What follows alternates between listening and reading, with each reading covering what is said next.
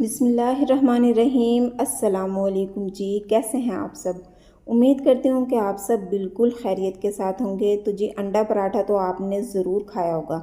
आज जो अंडा पराठा हम बना रहे हैं ना, बिल्कुल मुख्तलिफ़ तरीके से बनाएंगे और बहुत मज़ेदार ये अंडा पराठा हमारा तैयार होगा।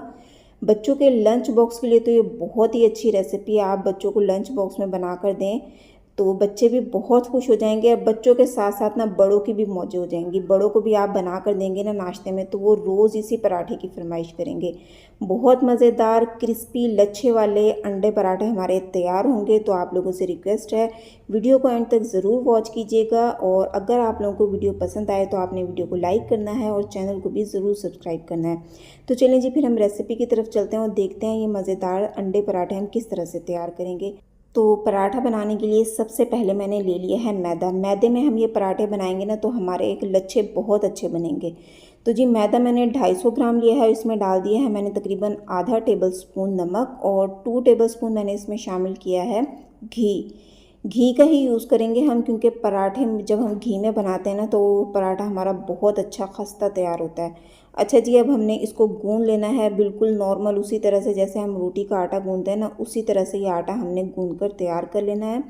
और इसको गूंदने के बाद हमने इसको रेस्ट देना है तकरीबन आधे घंटे के लिए। तो जी, आटा मैंने तैयार कर लिया है, इसको मैंने अच्छी तरह से पैक कर दिया है और अब इसको हम रख देंगे साइड पर। और अब मैंने ले लिए हैं 3 अंडे और अंडों में अब हम शामिल करेंगे हरा धनिया। बिल्कुल बारीक बारीक कटिंग कर कर आप इसमें डाल दें, बहुत अच्छा टेस्ट आएगा इससे। और साथ ही हम इसमें शामिल कर देंगे हरी मिर्चें। तकरीबन 4 से 5 अदद हरी मिर्चें मैंने इसमें शामिल की हैं। ये ज़्यादा तीखी वाली नहीं है, अगर आपके पास तीखी हो ना तो आप उसको थोड़ा कम शामिल कर लें। तकरीबन 1 हरी मिर्च आप इसमें शामिल कर लें। अच्छा जी, नमक शामिल करेंगे हम इसमें तकरीबन हाफ़ टी स्पून। पिसी हुई काली मिर्च डाल रही हूँ मैं इसमें हाफ़ टी स्पून और हाफ़ टी स्पून में इसमें शामिल कर रही हूँ लाल मिर्च। अगर आप इसमें से कोई मिर्च स्किप करना चाहते हैं तो वो कर सकते हैं। तो बस जी, अब हमने इन तमाम चीज़ों को अच्छी तरह से अंडों में मिक्स कर लेना है। तो ये मिक्सचर हमारा रेडी हो चुका है, इसको हम रख देते हैं साइड पर। और जो हमने आटा गूंद कर रखा था ना, देखें जी वो बिल्कुल सेट हो चुका है आटा। तकरीबन आधा घंटा हो चुका है इसको रेस्ट दिए हुए। अब हमने एक पेड़ा बना लेना है इसका। जैसे नॉर्मल हम रोटी का पेड़ा लेते हैं ना, बिल्कुल उसी साइज़ का हमने पेड़ा लेना है, ना ज़्यादा छोटा लेना है ना बड़ा। अच्छा जी, पेड़ा हम बना लेंगे और उसके बाद आटे को हम साइड पर कर देंगे और ये जो हमने पेड़ा तैयार किया ना, इसको हमने बेल लेना है। जैसे हम गोल रोटी बेलते हैं ना रोटी बनाने के लिए, बस उसी तरह से आपने है ना ये गोल बड़ी सी रोटी बेल लेनी है। तो देखें जी, रोटी मैंने बेल ली है और अब हम इस पर लगा देंगे घी। अच्छी तरह से ना आपने पूरी रोटी पर घी फैला देना है। साथ ही हम इसमें डाल देंगे थोड़ा सा मैदा डस्ट कर देंगे थोड़ा सा। और उसके बाद अब हमने यहाँ से इसको पकड़ना है और इस तरह से हमने इसको फोल्ड करते जाना है। फोल्ड करते रहेंगे हम इसको, हल्का हल्का सा ना हमने इसको प्रेस कर देना है। हल्के हाथों से आपने इसको प्रेस करना है और बस इसी तरह से ना फोल्ड करते हुए हमने ये पेड़ा अपना रेडी कर लेना है। अच्छा, इस तरह फोल्ड करने के बाद हम इस पर अब लगा देंगे घी। यहाँ पर भी हमने घी लगाना है अच्छी तरह से और उसके बाद हमने थोड़ा सा इस पर मैदा भी डस्ट कर देना है। और अब हमने इसको इस तरह से फ़ोल्ड करना है। देखें जी, इस तरह से हम इसको फ़ोल्ड करेंगे ना तो ये हमारा पेड़ा जो है बिल्कुल रेडी हो जाएगा। साइडों से आपने ये जो किनारे ना इनको इसके अंदर कर देना है। इस तरह से ये पेड़ा देखें जी हमारा रेडी है। अब आप लेयर्स चेक करें इसकी कि कितनी ज़्यादा इसकी लेयर्स बनी हैं। अच्छा, पेड़े बनाने के बाद ना आपने है ना इनको रेस्ट देना है। पहले आप सारे पेड़े तैयार कर लें, उसके बाद तकरीबन 15 मिनट का आपने इनको रेस्ट देना है।